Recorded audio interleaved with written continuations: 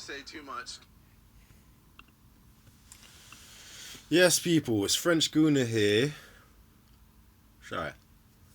Shambles here. I think I got some bird's makeup on me. I had a bit of a wild night last night. Apologies, people. I think some lady must have accidentally left some marks on me still, but it's all good. Man's single, so that's allowed. But don't watch if you see a little bit of red down here. I ain't been punched in the mouth. I'm not boxing on the weekend like KSI. I'm not doing up Jorge Masvidal, Jorge, whatever. It's just a little bit of lipstick from a gal still, so don't worry about it. Onto the football, people. French Guna. Come on. Subject matter. Freddie Ljunberg. Will he be the Arsenal manager by the end of the international break? By our Southampton game at home, an easy fixture. Perfect for our new manager to come in on. Leicester away. A very hard fixture. Perfect time to fire a manager who's not doing well if he loses that game. It's all lining up, and you're hearing a lot of reports about it. Nothing concrete yet, but a lot of noise coming out from the camp, and there's not really smoke without fire in this Arsenal thing, really and truly. We're not a club with a reputation for getting rid of managers, so for this much noise to be around, we already heard the dreaded vote of confidence a few weeks back. I think there's a lot of weight behind this story that Unai Emery will be gone in November. If you're new to the channel, like the video, drop a comment, let me know what you think. Subscribe to the channel. We're doing this regularly, trying to do it every day. And the more people fuck with me, trust me, the more videos will come, man. But even my soldiers, my Shahol, who are here right now, regular content for you. So, Ljunberg, Lunchbox, Freddie Lunchbox. Does he come in?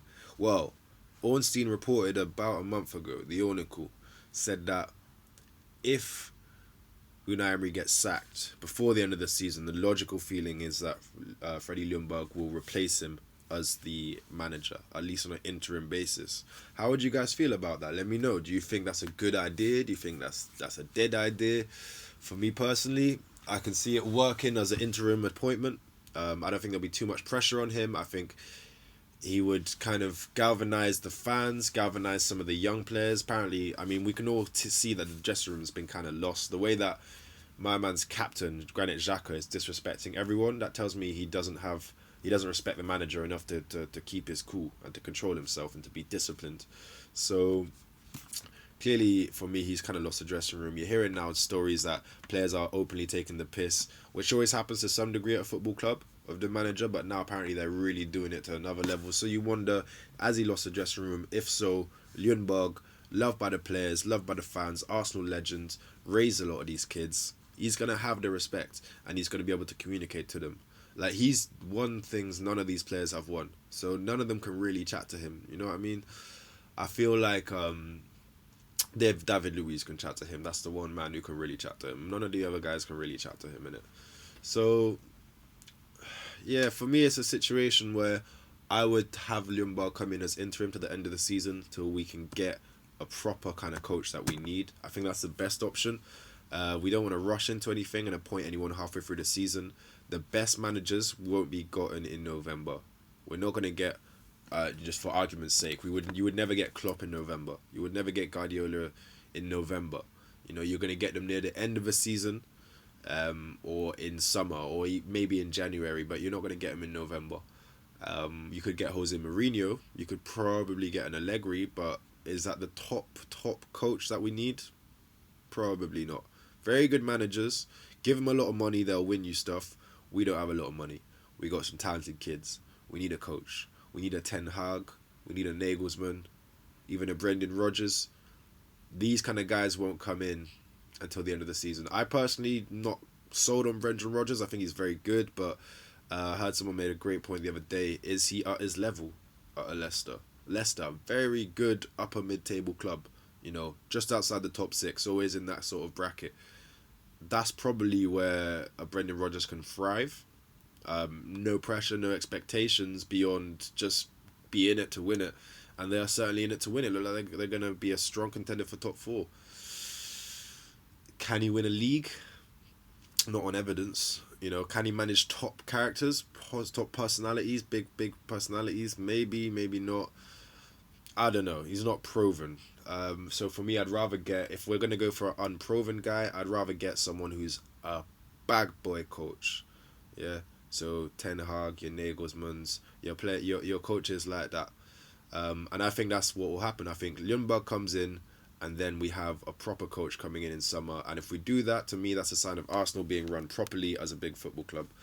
Let's remember that Kovac won multiple trophies, and he got sacked from Bayern after losing one game when they had 10 men because of red card. Sure, it was a 5-1, but it's one game. You're gonna sack your guy after that. For me, that shows you're a big club.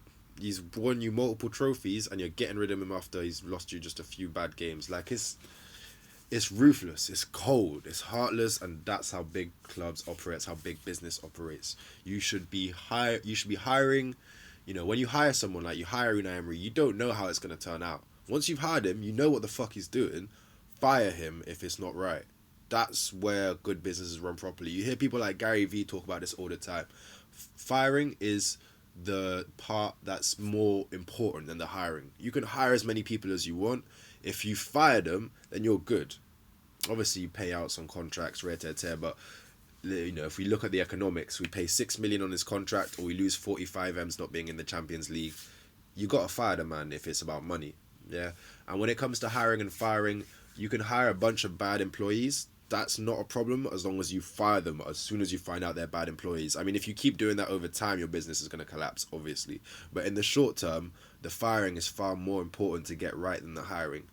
And that's really the onus is on the board. They've said the onus is on Unai Emery to get Champions League. Well, big man, he's not going to do it. Unai Emery is not going to get us Champions League. Clip this. Yeah, because I'd love to be wrong.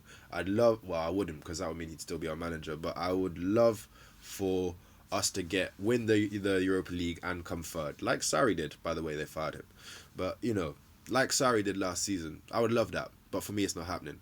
And so, if you know that, why are you wasting your time? Fire the man, get in someone who can salvage the season, and get a proper coach in summer, because we got bad boy players, man. So we got Saliba, yeah, we got your Holdings, you got your Tinies, you got your Bayardins, you got Leno, Torreira, Guendozi. I'm just naming all our young players right now.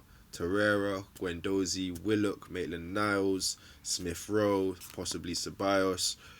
You know, all these guys are less than 25 years old. Right? You have Saka, Martinelli, Pepe is 24.